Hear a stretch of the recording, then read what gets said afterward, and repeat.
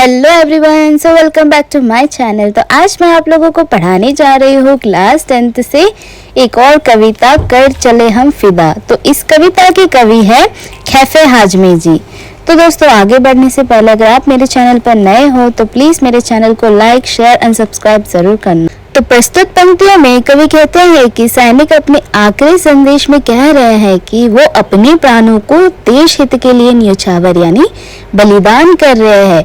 अब यह देश हम जाते जाते आप देशवासियों को सौंप रहे हैं। और सैनिक उस दृश्य का वर्णन कर रहे हैं जब दुश्मनों ने देश पर हमला किया था। और सैनिक कहते हैं कि जब हमारी सांसें हमारा साथ नहीं दे रही थी और हमारे नाड़ियों में खून जमता ही जा रहा, फिर भी हमने अपने बढ़ते कदमों को जारी रखा, अर्थात दुश्मनों को पीछे धकेलते गए। सैनिक गर्व से कहते हैं कि हमें अपने सर भी कटवाने पड़े तो हम खुशी खुशी कटवा देंगे, पर हमारे गौरव के प्रतीक हिमालय को नहीं झुकने देंगे, अर्थात हिमालय पर दुश्मनों के कदम नहीं पड़ने देंगे। हम मरते दम तक वीरता के साथ दुश्मनों का मुकाबला करते रहे और अब इस देश की रक्षा का भार आप देशवासियों को सौंप रहे हैं।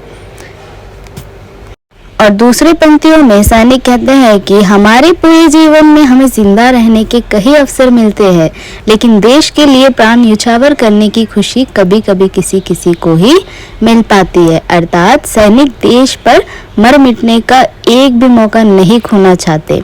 सैनिक देश के नौजवानों को प्रेरित करते हुए कहते हैं कि सुंदरता और प्रेम का त्याग करना सीखो, क्योंकि वो सुंदरता और प्रेम ही क्या, जवानी ही क्या जो देश के लिए अपना खून ना बहा सके। और सैनिक देश की धरती को दुल्हन की तरह मानते हैं और कहते हैं कि जिस तरह दुल्हन को स्वयंवर में हासिल करने के लिए राजा किसी भी मुश्किल को पार कर सकते थे, उसी तरह तुम भी अपनी इस दुल्हन को दुश्मनों से बचाकर रखना, क्योंकि अब हम देश की रक्षा का दायित्व आप देशवासियों पर छोड़कर जा रहे हैं।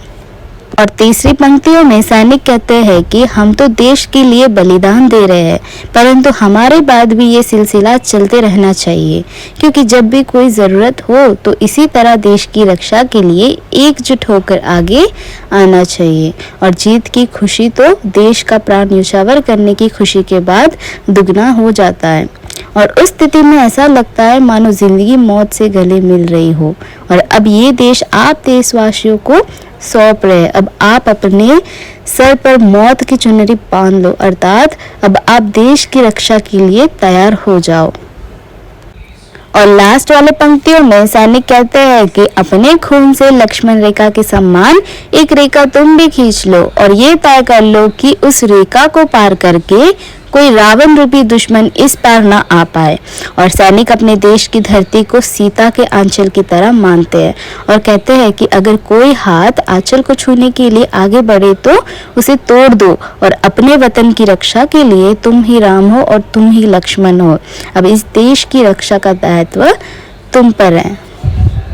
तो दोस्तों, आशा करती हूँ आपको ये कविता पसंद आई होगी। तो चलिए मिलते हैं अगले वाले वीडियो में, तब तक के लिए खुश रहे और यूं ही हंसते रहे।